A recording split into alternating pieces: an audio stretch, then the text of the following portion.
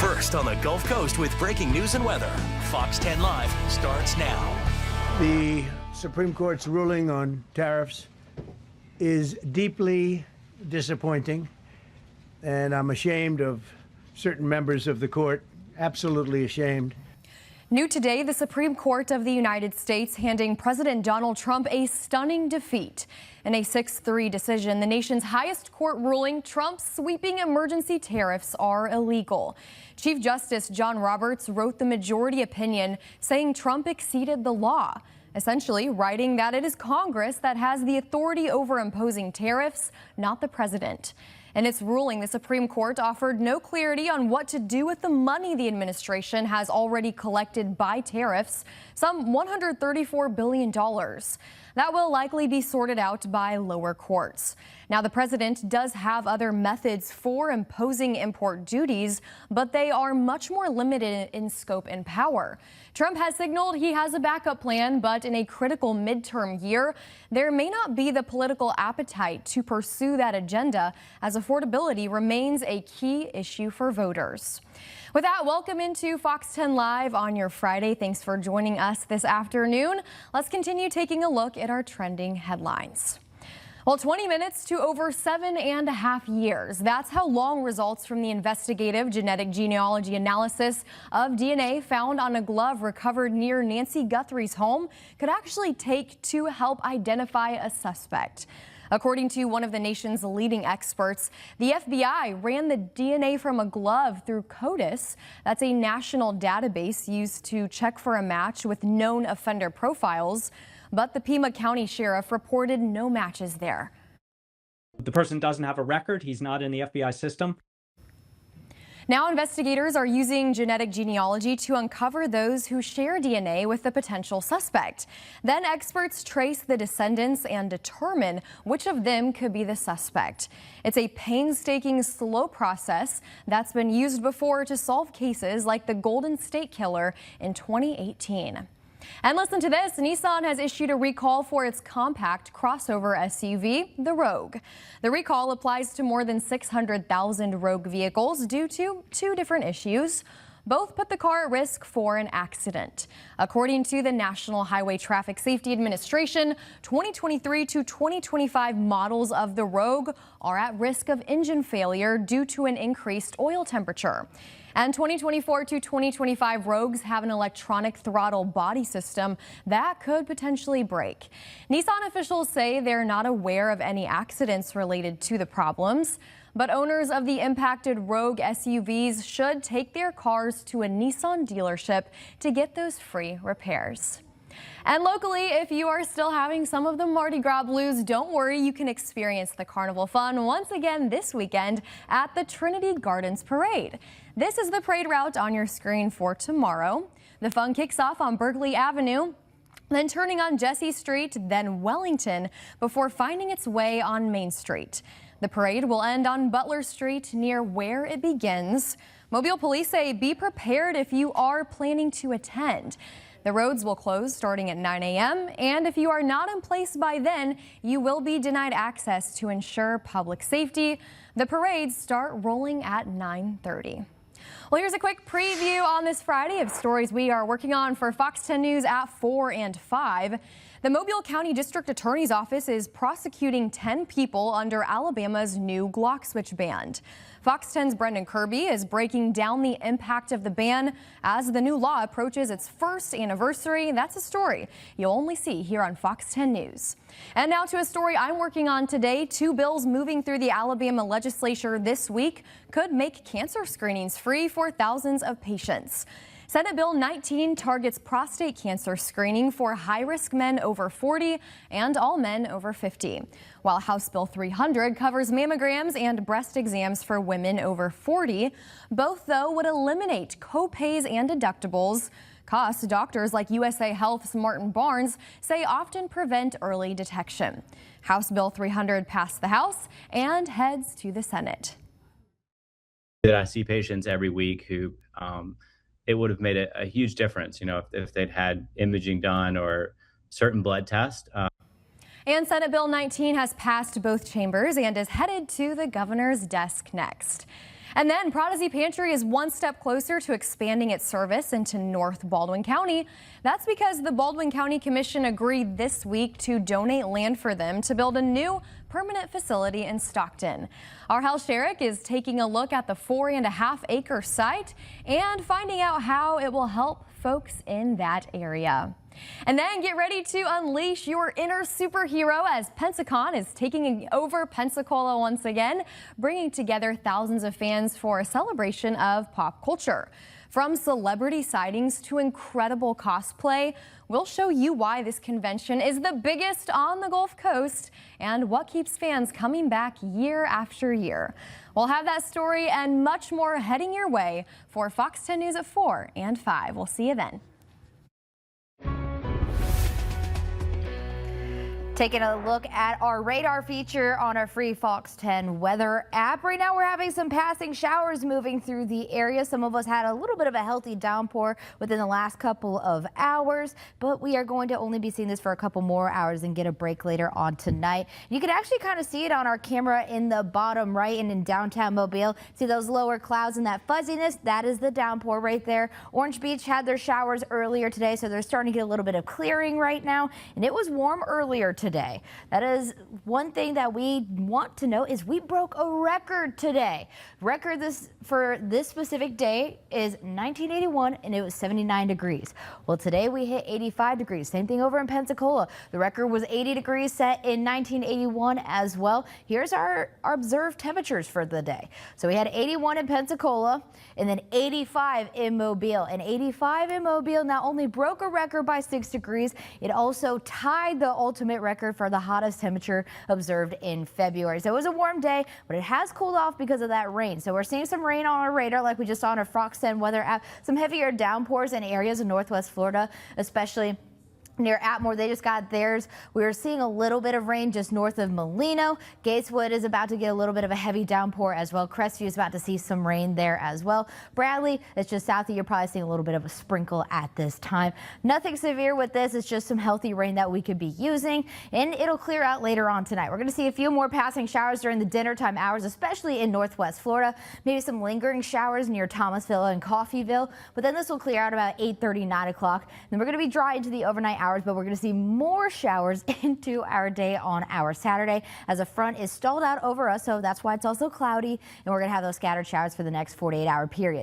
And I brought up the rain. It actually has cooled us off significantly. We're about 85 degrees around 11 o'clock noonish. Well, we've dropped about 10 degrees here in Mobile because we did get some rain. 75 right now in Mobile, 77 in Gulf Shores, 78 in Crestview, 83 in Evergreen, 80 in Grove Hill, 87 in Leakesville.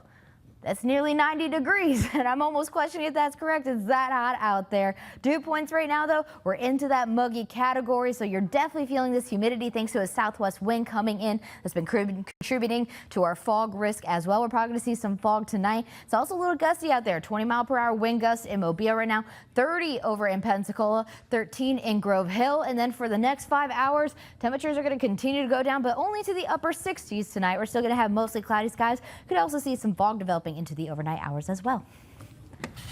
Hannah, I went outside for my lunch break today, got caught in some rain. It really kind of feels like a summer day. This is crazy. It does. I just read 87 and I was like, is that even correct? It doesn't feel right. It feels very strange. And then we broke the record today to 85 degrees, which is about 6 degrees from the record we've had previously. And then we've tied the hottest temperature we've ever recorded in February in Mobile. It's just so crazy. And if you want to be like Gypsy here, taking a trip to the beach might be a good day to do so. Maybe the water's a little cooler this time of year. It is. Water temperatures are usually in the 60s, and that's one of the reasons we're actually seeing fog, advection fog. If you're curious about the term advection fog, meteorologist Matt Barentine actually just did a next weather video on it, so you can go check that out on fox10tv.com. Okay. Very interesting. Yeah, we're of course looking at this picture of Pensacola Beach right here, submitted by Carlton and Casey, two of our favorites here at Fox 10, and Gypsy's a cutie. I would give anything right now to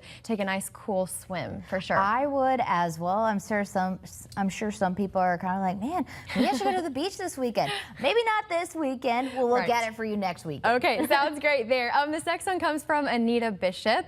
Ladybugs made it through the cold weather, sheltering behind the curtains on our deck. How cool is that? That is really cool. Are those ladybugs? Yeah. Specifically? Yeah. Because I know sometimes there's another bug. I can't remember what it is, but it looks like a ladybug, but it's not. Oh, really? Yes. I don't know much about the ladybugs. I don't know honest. much about them either, but I know there's another bug. I think it's a beetle, and you know, my bug knowledge is very low, so do not be. We'll do some research, okay? Okay, we're struggling here a little bit. But they're super cute and awesome that they made it through the cold temperatures that we had just a few weeks ago, even though it is warm right now. Yep, and they probably are going to be doing this again this weekend as colder weather surges in, starting on Sunday and lasting through Wednesday. So ladybugs, don't go anywhere. Stay behind those curtains. This next one from Kathy Kelly, a beautiful sunrise in Arizona. Oh, and this one's in Arizona? I believe this is Kathy from Arizona, right? Okay. I think you can tell a little bit by the skyline. Kathy always submits the most beautiful pictures. I hope that she creates an album with all the pictures she shared. I keep saying we should probably make a calendar with some of the pictures from your story. Like, some of them are absolutely stunning, phenomenal, interesting, jaw-dropping. Those are just a few adjectives. Some of them. And what's even better is a lot of people are taking these on their iPhone, which is honestly even more incredible. I need them to teach me, because when I take photos on my iPhone, it looks terrible. Mine do not look like this. Ones. That's true. Yeah, maybe it's the people behind doing a great job, right? Well, this next one is from April Pierce. This one right here is in Phoenix, Arizona, in West Valley. Again, there's also a Fox 10 station in Arizona too, so sometimes folks submit here accidentally, but then we love looking at their pictures as well. Looks like it's a little hard to see here on a small screen. I think it's a little overcast. I think. Looks pretty overcast. It looks pretty overcast. I can't really tell like what I'm looking at to be able to have like, is there a little bit of light pollution? But I like the patterns in the clouds there, that's for sure. It is pretty. It's a little hard to see though on our tiny little screen that we're looking at. Is this next one from the Jason Smith at Fox 10? It is. The man, the myth, the legend in the corner over there, Chief Meteorologist Jason Smith. He sent this in. It says, azaleas beginning to bloom. And we were just talking about this. I said, are they really in season yet? And he thinks there's the possibility that they're in a false bloom because of how hot it's been recently. Gotcha. I mean, we've been in the 80s. Right. It's been feeling like spring this time of year. So I would not be surprised if some of our, floral arrangements that usually are blooming like in the next month or so. They're beautiful. And are starting to falsely. And then this is one of the things we've been telling people is a lot of people planted. It's been nice out, but with below freezing temperatures likely on Tuesday, that's one thing you have to watch out for your plants. Okay, for sure. Definitely protect those there. I have lots of azaleas blooming right now on either side of my driveway, and they're gorgeous. I'm gonna have to look at my house. I haven't even really I have azalea bushes, and I haven't even thought, I guess, to look. I've been getting home really late, so I can't see. Well, that's the best part of the warm weather for sure, is all the beautiful flowers that we are seeing out there. We would love to see your azaleas, whatever else you have. You can submit your pictures on fox10tv.com, through our Fox 10 News app, or on the Fox 10 weather app. Don't go anywhere. We will be right back with more Fox 10 Live after this. Shades of Gray podcast. Available now on the Fox 10 Gulf Stream. Committed to you. This is Fox 10 Live.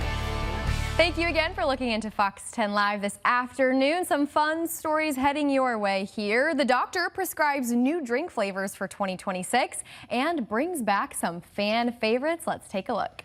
The Keurig Dr. Pepper Company of Beverages says it's releasing new flavors and rolling back out some beloved tastes for this year, which means up to 35 varieties across several brands. Ooh, Dr. Pepper announced it's bringing back creamy coconut and creamy coconut zero sugar flavors starting in April. Dr. Pepper's Sidekick Cola, A&W Root Beer Float, and Root Beer Float Zero Sugar will also be available for a limited time in July. Other drinks expected to be rolled out during 2026 include strawberry-flavored Canada Dry, mandarin orange 7-Up, ooh, blood orange Bai, and multiple zero sugar Mott's apple juices as well. And Snapple salutes the nation's 250th birthday in March with 250 party teas, adding in raspberry tea and lemonade flavors. Wow. So no shortage of options here. I'm seeing a really big surge in a lot of the zero sugar drinks as well. Which is pretty cool. I feel like, do you enjoy the zero sugar as much? I don't really drink pop. I try to avoid it. And yes, I did just say pop. Yes, I grew up saying soda pop. We are from the Midwest. It's coming out here. But I am excited about like the bio one that just popped up. I do want to try the zero sugar Mott's because obviously we grew up on it and there is a lot of sugar in the regular apple juice. I'm kind of curious what the zero sugar one will taste like. There's kind of a debate between what's healthier, your pure cane raw sugar or zero sugar, you know, alternatives or substitutes. Some people say it's not as healthy, but I think it's kind of whatever floats your boat, and pretty cool that we have all of these options to choose from heading into the summer. Well, a California Highway Patrol officer halts traffic to a complete stop on a busy LA freeway in order to rescue a terrified kitten that was trapped against a barrier. The trooper carefully collected the freaked out feline and hustled back to his patrol unit, allowing traffic to resume operation on the crowded 405. The trooper would later deliver his found furry friend to a local animal shelter. Good news there. I wonder if this cat is up for adoption, Hannah. Here we go. I wonder. Honestly, the best ending to the story would be like if he took it home with him. That is really sweet. I would do that if I were in his shoes. I love the stories. I think it's great what he did and amazing that he dropped it off at a local shelter. My favorite stories, though, are when like officers or firemen or paramedics rescue like an animal on the job and they take it home with them. Yes, it's always a tender, heartwarming story there. And you know, we know that our local first responders do so much of this. I talked about this a few days ago, but we had some Mobile police officers rescue a little kitten from a tree a few months ago, and that was really sweet to witness. Hopefully somebody adopts that sweet kitten.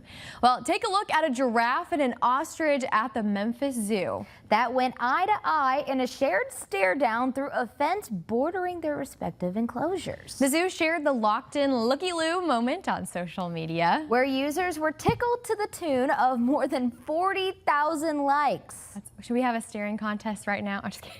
I don't think they want to see that from us. This is a lot funnier, for sure. It is. I wonder who won. I don't know. I would love to know the results. Neither of them are budging, though. This is an awesome video. We would not be able to do this because we would start cackling. Not laughing, cackling. Even when we look at each other for a second, we're laughing. Well, let's take a live look outside right now. 75 degrees, which is 10 degrees below what it was a couple hours ago. We hit the record of 85 degrees here in Mobile for the hottest temperature recorded on this day and in the month of February. And that is because of some rain that moved through. And you can see that a little bit on the lens. We have some passing showers through the rest of our afternoon into our evening. And a lot of us have dropped into the 70s, except for Evergreen. They haven't really seen any rain showers, so they're sitting at 83 degrees right now. 79 in Pensacola, 72 in Fairhope, and 75 in Mobile at this time. And the winds are gusting. We have those southerly winds bringing in that warm Gulf moisture, so it's been feeling humid. It's been contributing to how warm it's been outside as well.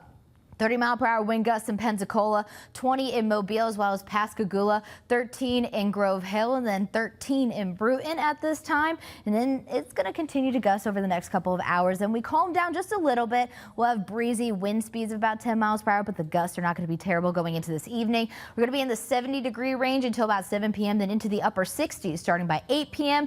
In the wind forecast, we've been seeing some fog here and there. Probably going to see some fog developing tonight, especially near the waterways and the bay. We have that southwesterly wind until Saturday, so whenever we have that southwesterly wind, usually fog does become a concern. But luckily, northerly winds starting on Sunday and Monday, so it'll bring in some drier, cooler air for us, so less humidity, and also the chance of fog goes away when we have those northerly winds as well.